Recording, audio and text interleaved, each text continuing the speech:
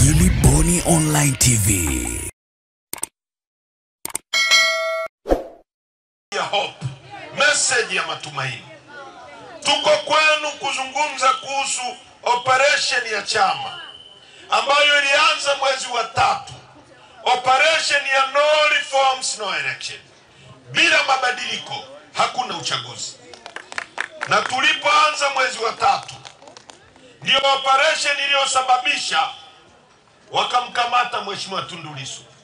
Ndio operation iliyosababisha sasa baada ya kumweka Lissu ndani walitegemea tutakaa nyumbani tulie, tukaendelea kuwashambulia kama mchwa. Sasa wamefuta ruzuku kwa sababu ya operation hii, na wanatishia kufuta chama chetu kwa sababu ya operation ya no reforms. Bila mabadiliko hakuna uchaguzi. Kwa nini tunazungumza kuhusu uchaguzi, kuhusu uchaguzi, kuhusu uchaguzi, kuhusu uchaguzi? Na uchaguzi una mahusiano gani na maisha yako wewe mwananchi wa kawaida wa Morogoro? Maisha ya kwako yanaguswa vipi na viongozi walioko madarakani? Tutaeleza. Nchi hii ukifungulia redio, ukifungulia TV, fikiri tuko New York, Marekani, au Washington DC, au London, Uingereza. Kwa sababu unaenda sehemu mabango yamebandikwa, mama hatukudai. Uongo kweli? Mama hauna deni. Siku hizi hata kikohozi, mtu akikohozi, tunakushukuru mama kwa kikohozi. Mvua ikinyesha, mvua ya mama. Nasema uongo? Mvua ya mama, sio? Sasa nchi hii propaganda ni nyingi. Nchi inaendeshwa kwa uongo na propaganda. Chombo cha habari, vyombo vya habari, wajibu wa vyombo vya habari ni kuelimisha, kuburudisha na kuhabarisha. Vyombo vyetu vya habari vimeweka pembeni maudhui ya kuelimisha watu, vinajaza matope kwenye vichwa vya watu. Vimeweka kando habari za kuhabarisha, kwa sababu leo ukiangalia ziara yetu huwezi kuikuta kwenye chombo cha habari cha serikali ambacho wote tunalipia kodi. Vimeweka pembeni hoja ya kuhabarisha. Wanafanya kidogo burudani na kuelimisha na kupampu uongo kwenye vichwa vya watu. Sasa sisi tuna wajibu wa kuelimisha wananchi, na tutakutana nao kijiji kwa kijiji. Na sasa hivi teknolojia imeenda mbele. Wakina Mwalimu Nyerere walizungumza wakati ule magazeti yakiwa ya wakoloni, lakini habari iliwafikia wananchi. Leo zama za digitali hizi tutawafikia. Ndio maana tuko kwenu. Tunakuja kuzungumza kuhusu uchaguzi. Uchaguzi una mahusiano gani na maisha yako? Nchi hii kwa sababu ya propaganda ni rahisi ukamwambia mwanaume kwamba unajua wewe ni mwanamke, akakimbia kwenda kujichungulia chooni kama yeye ni mwanamke au mwanaume. Uongo kweli? Na wakati anajua yeye ni mwanaume. Sasa nchi ina matatizo hii. Tusiposema vizuri na mkatuelewa, ni rahisi CCM wakaja hapa wakamwambia unajua wale walikuwa wanazungumza tu kuhusu uchaguzi. Hawazungumzi kuhusu maisha yenu. Wanazungumza kuhusu vyeo vyao. Na sasa hivi wana kikaragosi wamekiunda, na chenyewe kinatushambulia. Sasa ni vizuri tukaweka vizuri mambo haya ili muelewe uchaguzi ni nini.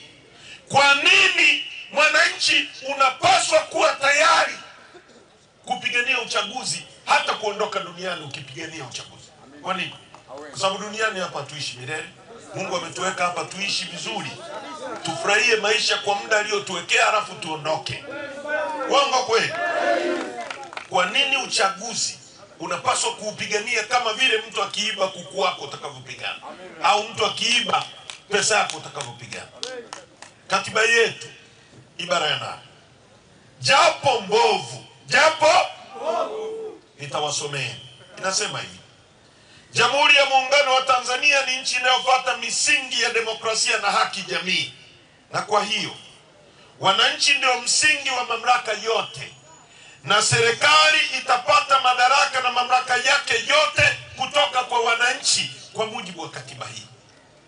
B, lengo kuu la serikali itakuwa ni ustawi wa wananchi.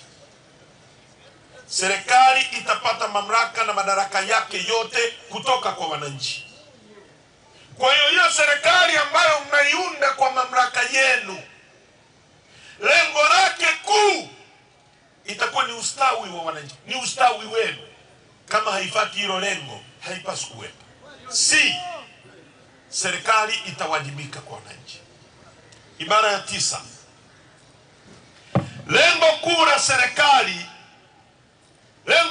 lengo la katiba hii ni kuwezesha ujenzi wa Jamhuri ya Muungano na Serikali ya Mapinduzi ya Zanzibar au chochote kati ya vyombo vyake na udugu na amani, kutokana na kufuata siasa ya ujamaa na kujitegemea ambayo inasisitiza utekelezaji wa misingi ya kijamaa kwa kuzingatia mazingira yaliyomo katika Jamhuri ya Muungano. Kwa hiyo mamlaka ya nchi na vyombo vyake vyote vitawajibika kuelekeza sera na shughuli zake zote katika lengo la kuhakikisha kwamba shughuli za serikali zinaelekezwa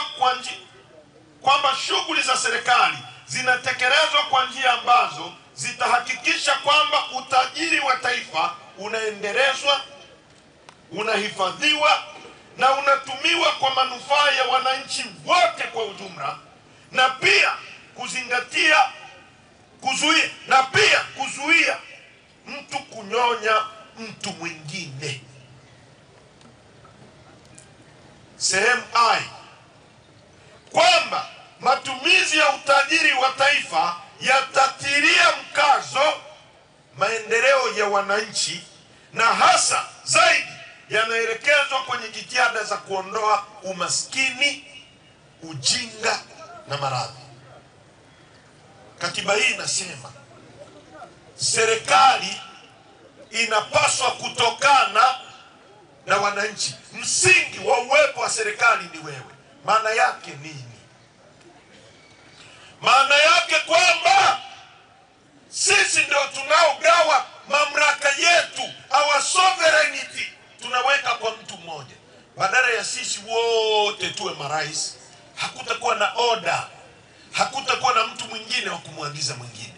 Kwa tunateua mtu mmoja kwa niaba yetu, tunachukua mamlaka yetu tunakaimisha kwa mtu kwa muda. Badala ya sisi wote kuwa wabunge, tunateua mtu mmoja kwa niaba yetu akawe mbunge, akaseme mambo yetu, sio ya kwake na mke wake.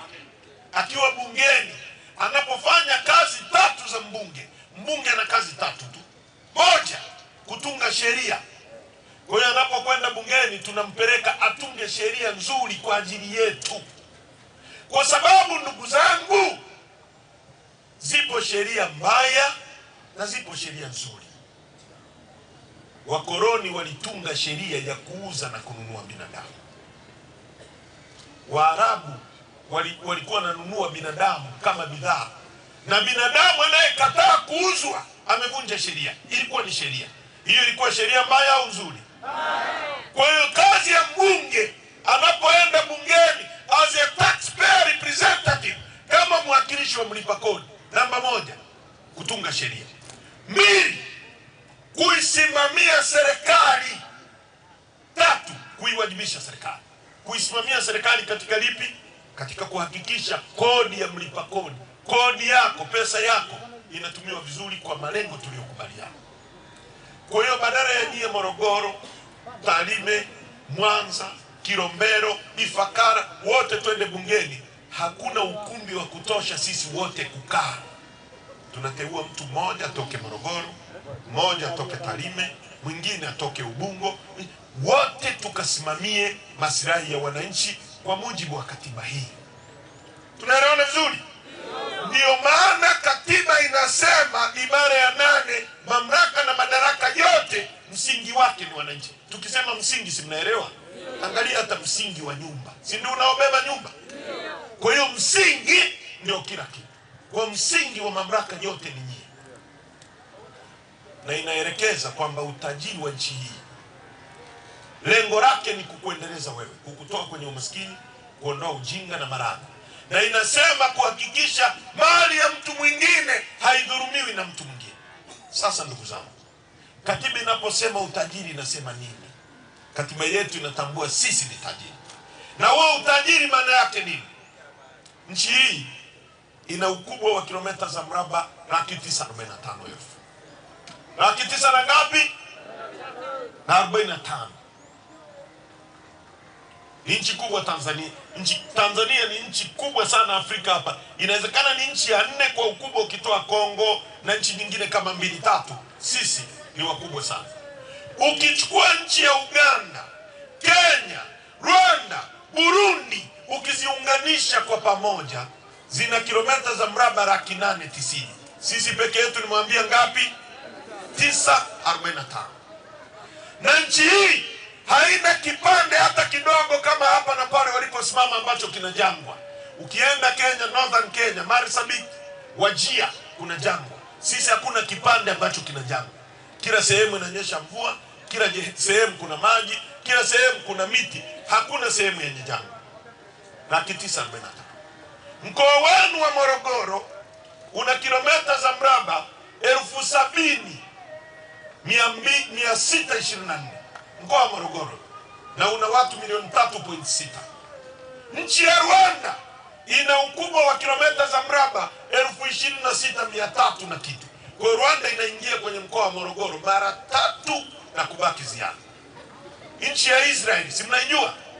Ina ukubwa wa kilomita za mraba 21,000. Nyie Morogoro nimewambia mko ngapi? 70.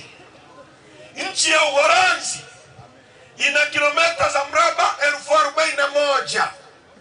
Nyie Morogoro nimewambia mko ngapi? Kwa hiyo nchi ya Uholanzi inaingia Morogoro mara 1 na ziada. Ina watu milioni 17. Nyie mkoa wa Morogoro mko milioni 3.3. Na ni nchi imejaliwa kila kitu. Kianzia kule kwetu Tarime ni dhahabu. Ni nchi ya 3 kwa kuwa na dhahabu nyingi. Anzia Tarime dhahabu, nenda Msoma dhahabu, nenda Geita dhahabu, nenda Mbogwe dhahabu, nenda Ngudu dhahabu, nenda Shinyanga dhahabu, nenda Kahama, Nzega, Geita, njoo Singida, nenda Chunya, nenda Ruangwa. Nchi ya 3 kwa kuwa na dhahabu nyingi. Ni nchi pekee duniani ina madini yanaitwa Tanzanite, hayapatikani kwingine kokote duniani. Nchi ambayo ina mlima mrefu kuliko yote Afrika, mlima namba 1 Afrika kwa urefu, wenye maajabu, wenye theluji juu yake. Mlima Kilimanjaro wa 2 duniani baada ya mlima Everest. Afrika la 2 duniani ziwa Victoria. Nchi yenye ziwa lenye kina kirefu kuliko yote Afrika la 2 duniani ziwa Tanganyika. Nchi ambayo inatoa madini ya nickel na cobalt yanayotumika kutengeneza injini za ndege na betri za simu mnazozitumia, yanatoka Kabanga, Kagera, mkoa wa Kagera, Tanzania. Nchi yenye madini ya urani yanayotumika kutengeneza mabomu ya nyuklia yako Seru, yako Singida.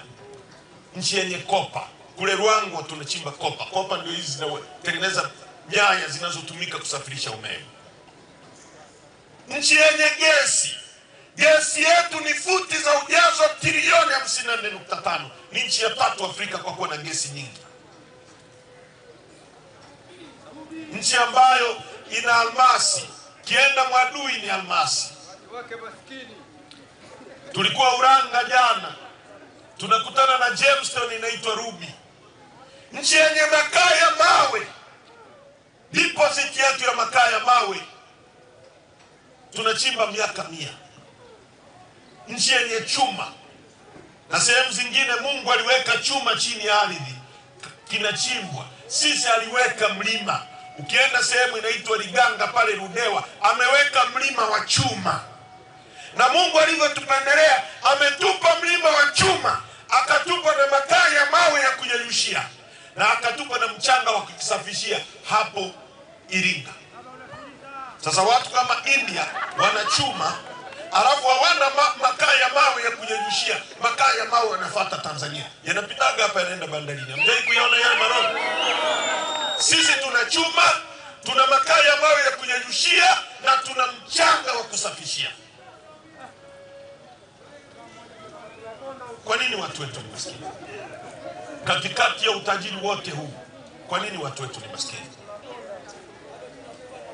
Tunaongozwa na watu wasiokuwa na uwezo, watu ambao wanaendekeza impunity. Hawachagui watu based on merits kwa uwezo wao, wanachagua watu kwa kupendeleana. Tuna watu wako madarakani ambao hawana uwezo, ambao wanaua nchi. Tunaongozwa na wajinga. Nchi iko kwenye matatizo, iko kwenye msiba. Tumekuja kwenu kuwaomba tubadilishe nchi hii. Inawezekana. Inawezekanaje? Mpigania haki wa watu weusi Afrika Kusini aliuawa akiwa kijana anaitwa Stephen Biko.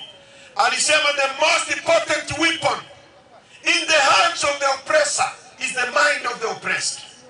Silaha nzuri na bora anayotumia mdhalimu kumnyonya mtu ni ubongo wa mtu anayenyonywa. The most important weapon in the hands of the oppressor is the mind of the oppressed. Ubongo wetu ndio unaotumiwa na CCM kutunyonya mpaka leo. Inawezekanaje nchi tajiri kama hii watoto wetu hawana kazi za kufanya, vijana wanaishi kwa kufanya betting, hakuna madawa hospitalini, hakuna maji? Nchi ya 3 kwa kuwa na maji mengi duniani, maji baridi. Sisi tuna bandari, tuna mlango wa bahari ambao umeanzia Mtwara mpaka Tanga kilomita 1600. Na Mungu alivyotupendelea ametuwekea nchi 6 landlocked. Uganda, Rwanda, Burundi, Malawi, Zambia na Kongo. Ili mtu aendeshe gari Kongo ikitoka Japani inapita kwenye maji yetu. Mungu ametupa bure, yako pale, hayaishi leo wala kesho, tunaingiza fedha. Make your day right. Gilly Bonny Online TV. Kupata habari mpya na kwa haraka kila siku, usisahau kusubscribe kisha like na comment. Gilly Bonny Online TV.